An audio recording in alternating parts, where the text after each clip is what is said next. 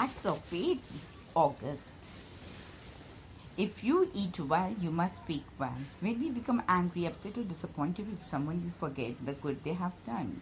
We seem to think that most people prove themselves to us again and again. If ever they fail to live up to our expectations, we are quick to voice our dismay. The ancient African taught us that if a person is good to you, you must forever speak good of them. They believe the good always outlives the not so good. In order to keep the good flowing, you must speak of it. The ancestors taught us that we honor those who helped us when we were in need, regardless of what they do now. We must honor those who taught us even if we no longer use the lessons. We must remember with a kind word the road someone else has paved for us, no matter where or how they travel now. Everything we receive in life is food for our growth. If we eat from the plate, we must give thanks, remembering without that food at that time we may have starved, and remember only the good that has been done. Go behind the apparent circumstances of the situation and locate the love in yourself and in all others involved in the situation. The moment we have a negative experience, we get stuck in what we have done and how it was done to us. We must learn not to take life so personally.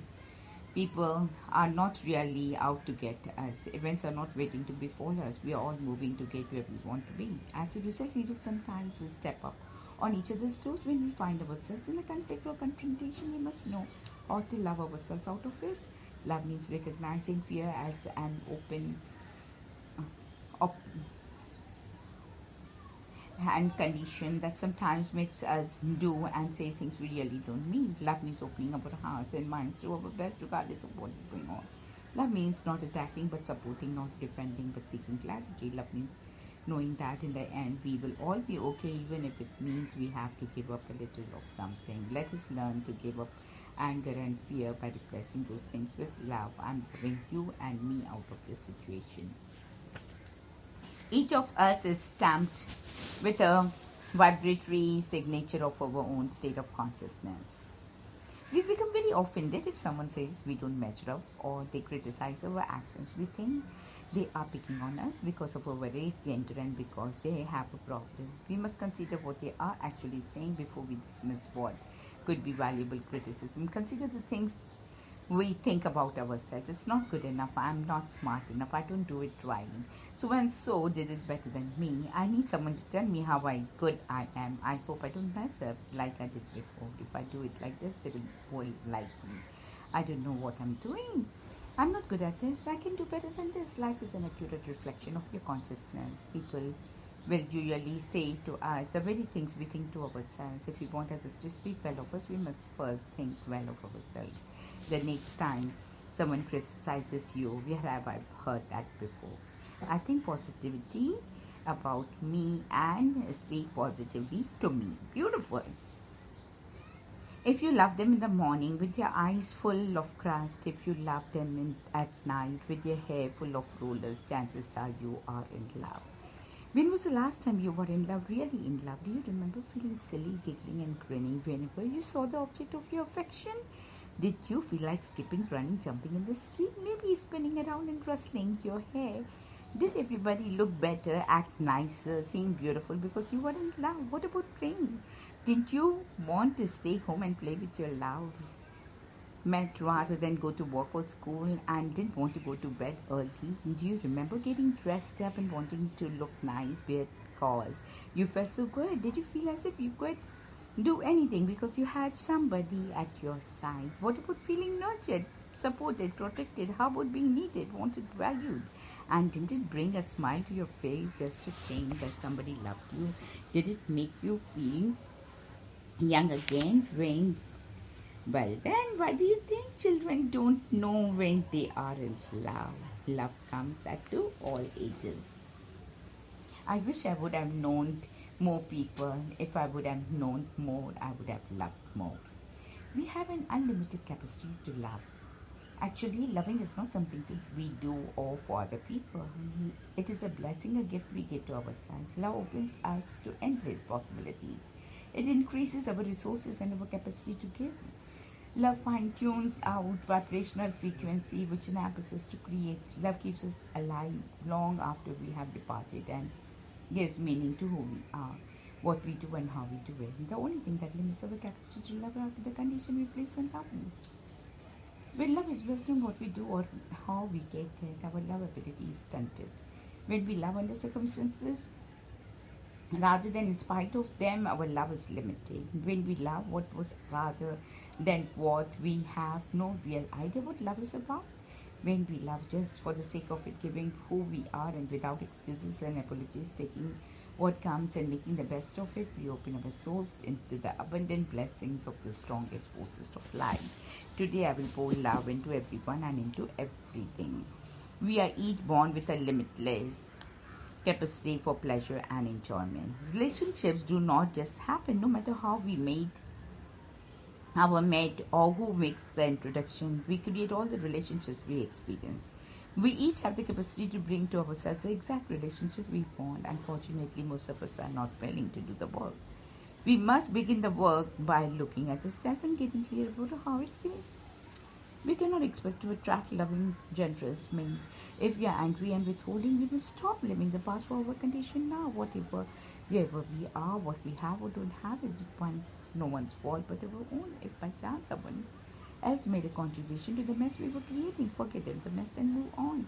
Finally, we must give thanks for all we have been, all we had, all we are becoming. When we take the limits, restrictions and fears off our hearts, our cup of love will run over. I will look at me before I look for love. Your mate is your mirror. Many of us think we are lucky and blessed when we find just the right person to love. But now we know that nothing in life is an accident, including our reflection of the mate. If people who come into our lives are a reflection of who we are, they reveal to us those things we cannot or refuse to see about ourselves. The very thing we don't like about our mate is the thing we need to change. The thing we love about the other person is a hidden, undeveloped, unrecognized asset that we have. We can only draw to us those people who are our ray, our level of energy and development. They reflect back to us the very things we do. Most of us reject this idea, but then most of us reject criticism too. We find it difficult to accept those things about us that others see. We do, however, feel completely justified when we criticize our mates. Here's a question for you. How would you know what to call when you see in your mate unless you had seen it somewhere else? I am looking in the mirror of self and making adjustments in me. Beautiful. The person who seeks to change another person's relationship basically sets the stage for a great deal of conflict. Very often we go into a relationship with the idea that we can make somebody better. We feel their flaws or shortcomings and take it upon ourselves to help them fix what is wrong. Our task in our relationship is not to fix one another. Our job is to love what we see and support one another in doing better. Fixing is telling what is wrong, why and how to fix it. Supporting is allowing us to make our own choices, being there if things go wrong, and supporting us is doing better next time. Fixing is forcing us to do it their way. When our way doesn't work, supporting is sharing with us their needs and trusting we will take them into account. Fixing is nagging, supporting is nurturing. Fixing is anger when things get rough. Supporting is knowing things will get better. Supporting is seeing us exactly as we are. Fixing is seeing in them what we refuse to see in ourselves. I love and support you exactly as you are. Only choose to marry a woman whom you would choose as a friend if she were a man. We often have such unrealistic expectations of our mates that it is as if we do not want them to measure up. We want them to be like, act like, behave like some idealistic model we have cooked up in our minds. The problem is that we never reveal to them what the model is. We hold them accountable and responsible to satisfy our desires, but we forget to tell them what our desires are. We must remember our mates are people. They are not mind readers. We are asking for disappointments when we do not share with them our expectations. We complain to friends, compare them to family members. Why not talk to one person who could probably set things right? We should talk to our mates as if they were our friends. Reveal to them those parts of us that we have hidden from the world and within our heart of hearts. We cannot do this. We need to ask ourselves, why am I with this person? I want more than a mate. I want a friend. Nice? If you know what you want, you will recognize it when you see it. When we convince ourselves that we can't find the right mate, we try to make the one we have into the one we want. There are two ways to do this. First, we need to see how who we have and tell ourselves they are someone different. That the other way is to try and fix what we have. Neither idea works. When we are not honest with ourselves about our mate, really is we end up disillusioned and disappointed. It's not their fault, it is our own. We must be clear about what we want from a relationship, whether it is social, business, or intimate. That we must make a decision to wait for exactly what we want. If we have it is not who we want, say so. It is not our job to change the other person. It is, if we buy a pair of the shoes and they do not fit, should we wear them and suffer and take them back to the store? Who I want is important enough for me to wait for. Would you marry me? Would you marry you? We are always looking for the perfect relationship. The goal is to find that perfect someone who will make our lives a better place to be. It is unfortunate that we don't realize perfection runs two ways. In order to find a perfect somebody, we must believe that whatever perfect is, we have already achieved it. No one can give us what we don't really have. Mr. and Mrs. Right cannot be to us what we are not. If we are unhappy and fulfilled, not pleased about who we are, we owe it to ourselves to stop looking. We have to ask ourselves, would I marry me? Am I doing my best, giving my life, being the best I can be to myself? If not, why are you warning ourselves off to someone else? We need to take time to do some homework for self-love, self-esteem, self-confidence. When we pass the test of self-acceptance, the perfect someone who will complement all that we already are will walk right through that door. The love and harmony within me reaches out and draws my mate. Do not envy the oppressor and choose none of his ways. When someone does not harm, it seems only natural that you should do the same. Right, wrong. You can never get even with someone who harmed you. Any attempt to do so puts us behind the right 8-ball game again. Two wrongs never make a right. Nor can you right a wrong by committing another wrong. You may be able to justify your actions politically and socially, but spiritually you will be held accountable for what you do. Why you do it doesn't count. Pendulum of life swings both ways and brings rewards at both ends of the spectrum. If you use your mind, time, energy to cause harm to anyone, the pendulum will sooner or later move in your direction. If your slate is clean, when you swing towards you, you will not have to worry about being knocked down. I settle all of my scores in the court of universal justice. Let go. When we believe we are losing control, we grab on tight. If we want to avoid pain, we hold on for dear life. When we are in fear of losing, looking bad, or being abandoned, we tighten our grip. When our greatest fear comes upon us, we clench our fist and death close our eyes and hold on. We must learn how to let go. We have the capacity to live through any adversity if we simply let it go. We cannot stop time and destiny. Whatever is going to happen has already happened. We must learn how to see it through to the end.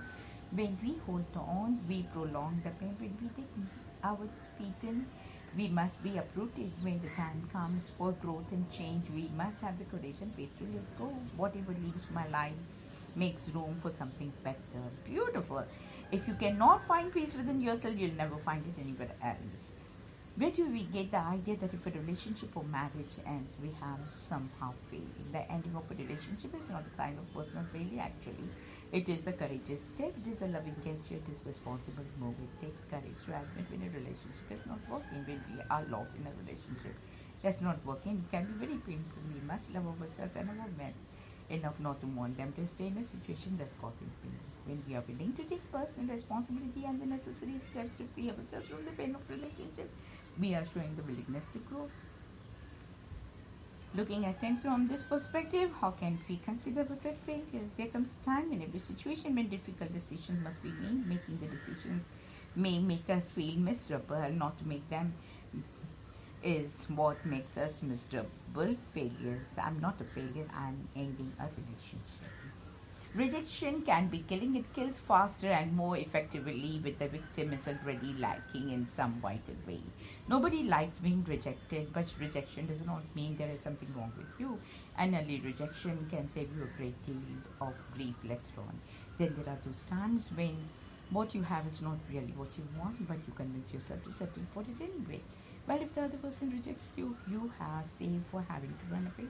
Rejection is only damaging when you start out believing you're not complete. When you enter a relationship needy and unfulfilled, rejection can be a damaging blow. If this situation, you must not shrink away, feeling defeated enough to help. You must ask, what is it that this person has, and why you don't think you can get it anywhere else?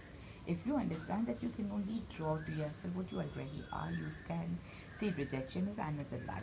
With you enter any relationship, you want to be and feel the best you can. If you get rejected, it might simply mean you have a little more to work to do. When I accept me, no one can reject me. No one can see the reflection in running water. It is only in still water we can see. That was or separation. Falling in long-term relationship creates many feelings. One of the strongest is something is wrong with me. If your mate becomes involved with another person or gives what you consider an unacceptable reason for moving beyond the relationship, the feelings of inadequacy deepen. Why, what did I do? How could you do this to me? Somewhere in the process, you're losing sight of the fact that people have a right to change their minds. You may not want them to do it. You probably won't like it when it happens, but people have a right to change their minds, and it has absolutely nothing to do with you. Time marches on, people change. As people change, their needs change. When people have a need, it is their responsibility to themselves to see their needs are met, and it has absolutely nothing to do with you. There is nothing wrong with me. Spend time alone in objective thought as you consider the direction of your life. The entire purpose of life here on earth is for people to be free. Why then do you spend so much time acquiring things to make us comfortable and tie us down? Our possession keeps us in bondage to jobs, debts, situations and conditions. We spend precious time fighting with one another as to the right way to fight for the freedom we want. Women want to be free. We sit tightly as men control the markets, industries and services that are essential to our survival. Women complain that men oppress them. Yet at the same time, they believe the things they say women cannot do. Men say that they want to be free. The average man spends an average day watching someone else, wondering what someone else is doing, believing someone else is waiting for an opportunity to get what he has. What's the matter with these pictures? We'll never be free as long as we need something or someone else to give it to us. Freedom is a state of mind, not a tangible condition. I surrender everything to my freedom. You have to love enough to let go. There are times when love means we must let them go. It is not healthy or productive to remain in a relationship that makes us happy, sometimes sad most of the time. Yet we hang on. We hang on believing that something bad will happen to a person if we let them or him or her go. This is our ego telling us what we want to hear. We hang on to our fear that no one else will love them or us the way we want to be loved. This time the ego is telling us that we are not good enough. We hang on because we don't know who or what may come along. We believe there is a lack of available men. We hang on because wishing, hoping, trying to make it work. Afraid it will not. Then a relationship is over, it is over, but the love can live on. Loving someone means you want him or her to be happy. If that person can be happy without you, love enough to let go. I know when to let go. Friends borrow your books and sit wet glasses on them. Sometimes the people we care about the most, the people we treat badly. We don't always mean or want to. At times we just don't think. Other times we do it because we know we can get away with it. We must learn to value and honor those blessings we call friends, and very few and far between. They come to share a part of life with us. How we treat them is a reflection of our thoughts of life when we are. Tax our friends with abuse, neglect, and mindless actions. We shut ourselves off from the support that makes life easier to bear. When we fail to nurture our friendships, it is a sign that we do not nurture ourselves. When we treat our friends with kindness and respect, they are obliged to do the same when we hold our friendships in high regard. We learn to feel good about ourselves when we value our friends and their relationships. They know it, and they will do their best to keep their things in balance. I will treat my friends as well as I treat myself. It is said that love is blind, friendship, however, is clairvoyant.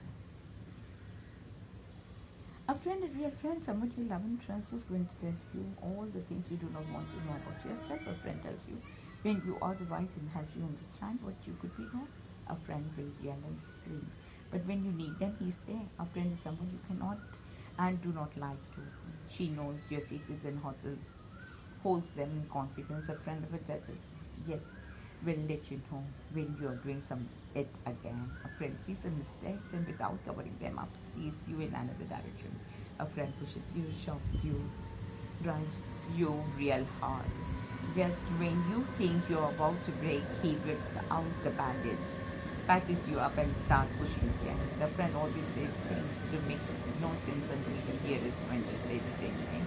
A friend is someone who can look at you and see yourself. I know you're really going to be alright. When I see my friend, I see myself. Wow, pretty. God's lovely. Nice. Wahiguru, Wahiguru, Wahiguru, Wahiguru, Wahiguru, Wahiguru, Wahiguru, Wahiguru, Wahiguru, Wahiguru, Wahiguru, Wahiguru, Wahiguru, Wahiguru, Wahiguru, Wahiguru. Wahiguru, Wahiguru, Wahiguru, Wahiguru, Wahiguru, Wahiguru, Wahiguru, Wahiguru, Wahiguru, Wahiguru, Wahiguru.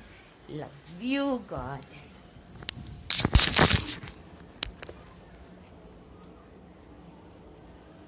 I was secure enough in my relationship with my children that I did not have to fight my mother for power.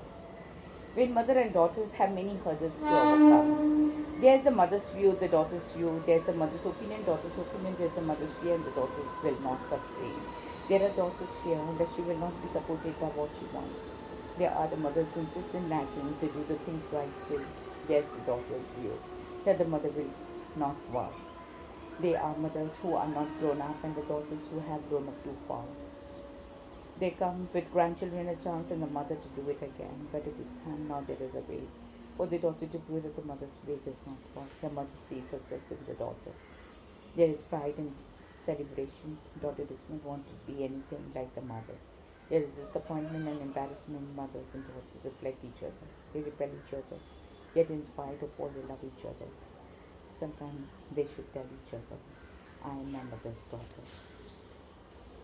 We survived slavery because we held on to one another. The moment we formed independence, we began to commit suicide.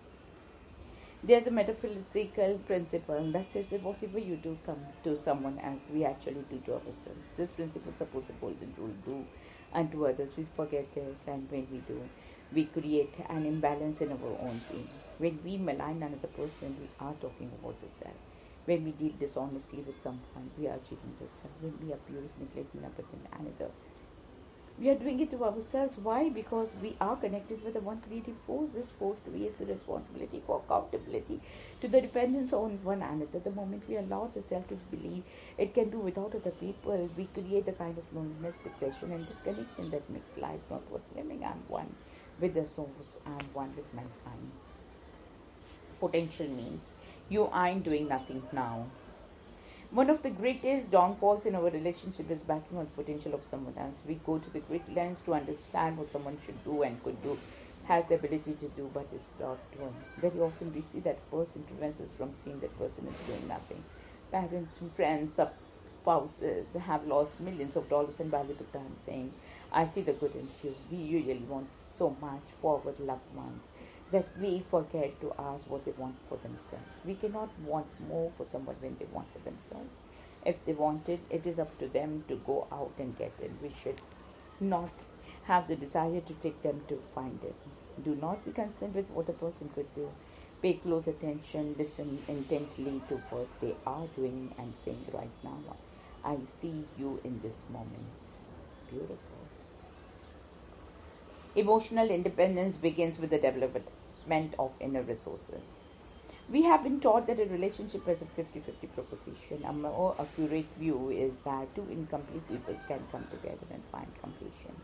This is a false premise that has had a disastrous impact on our relationship. Each person must come into a relationship a whole, a complete person who is able to handle the responsibility, willing to share the responsibility for mutual growth. 50-50 relationship usually does not work. The promise is simple. What is both parties are missing the same thing. The relationship must not be a crush. We want to develop the complementary unions where the strengths and weaknesses have support. We want to be able to stand on our own right. We stand a little taller in a relationship. We want to bring the identity to the table and have it reflected to us a little brighter in a relationship. Two halves do not make a whole, and we cannot allow anyone else to take responsible for our completion. I am bringing 100% of who I am to the love table. There's always a very little difference between people. It is called attitude. It takes a really big difference. The big difference is whether it's positive or negative. People are not always out to get you, but these are the times when they do.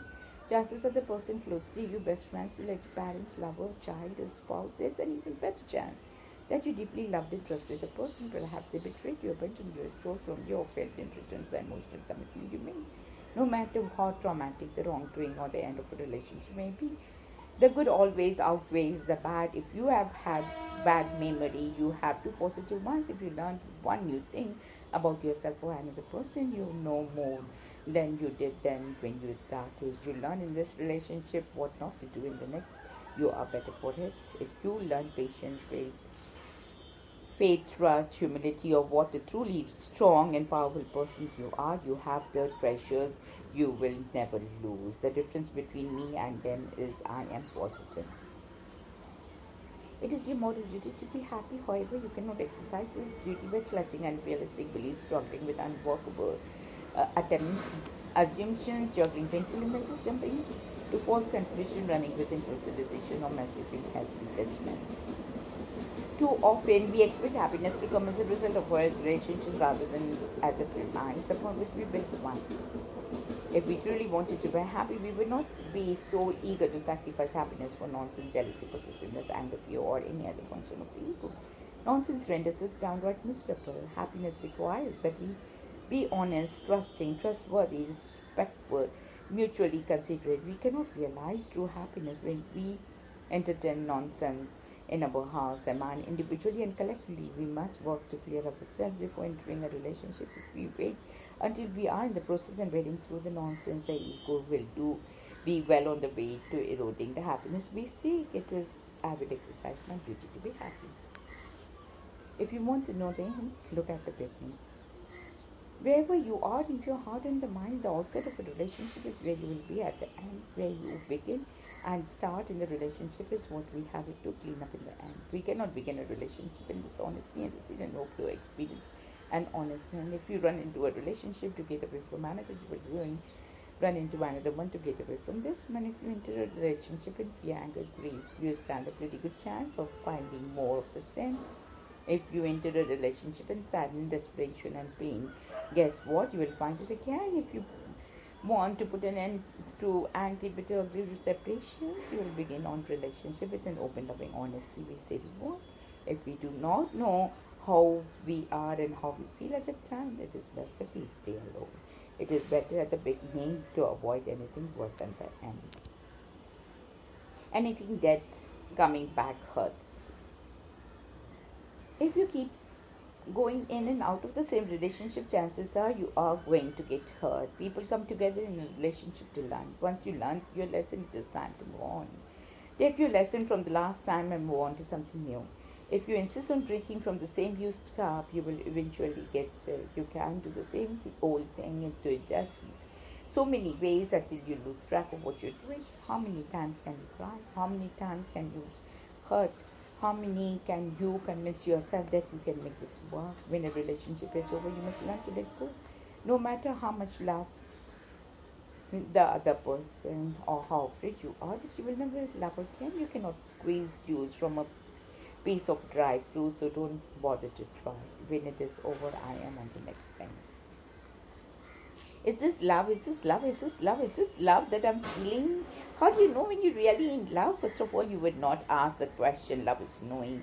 It is not a condition or a state of mind. When you are loving, you're doubting, not doubting, judging or fearing. You are in a state of acceptance. You accept yourself first for who and what you are, and then the person you love without question. You do not want to fix him, change him, control him, or help him.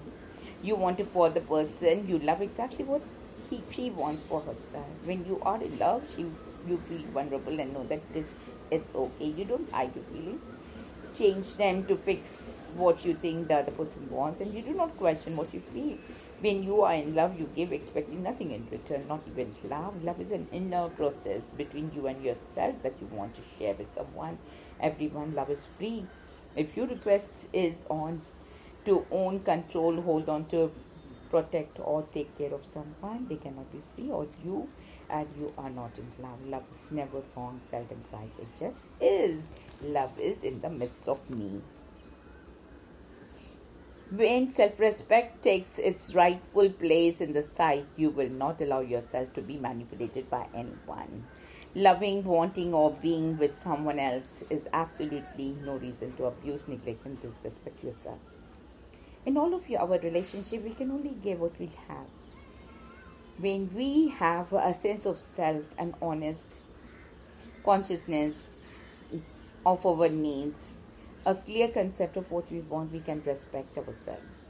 We set the standard of how we want to be treated. It remains our responsibility to make sure that anyone and everyone who comes into our lives treats us well or better than we treat ourselves. If we are not honest with ourselves, how can we expect others to be honest with us?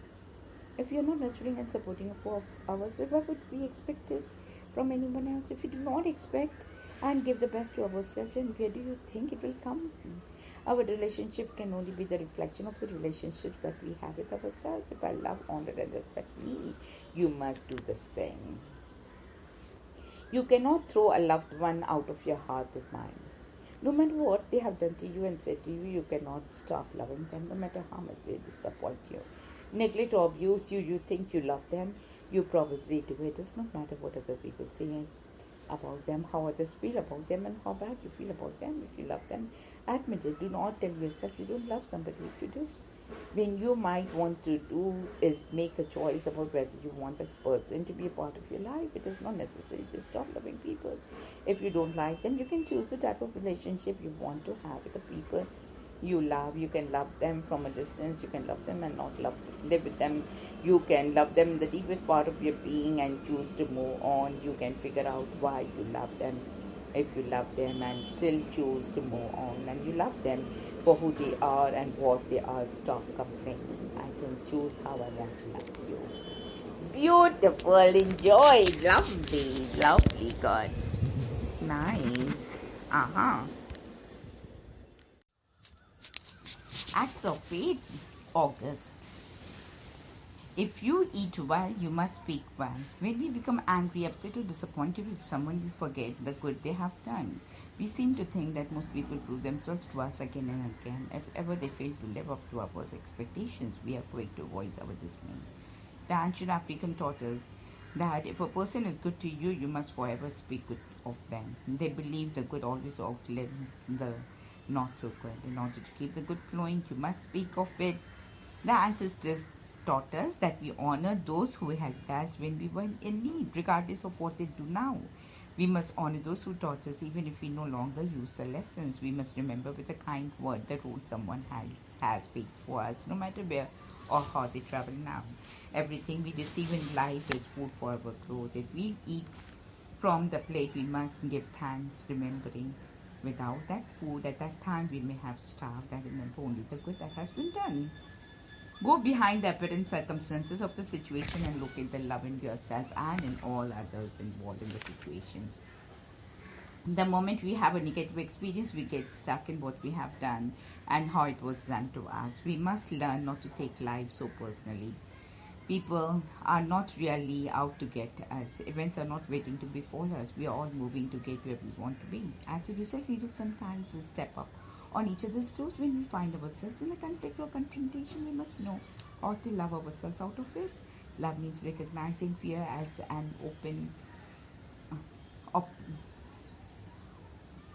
and condition that sometimes makes us do and say things we really don't mean. Love means opening up our hearts and minds to our best regardless of what is going on. Love means not attacking but supporting, not defending but seeking clarity. Love means knowing that in the end we will all be okay, even if it means we have to give up a little of something. Let us learn to give up anger and fear by replacing those things with love. I'm loving you and me out of this situation.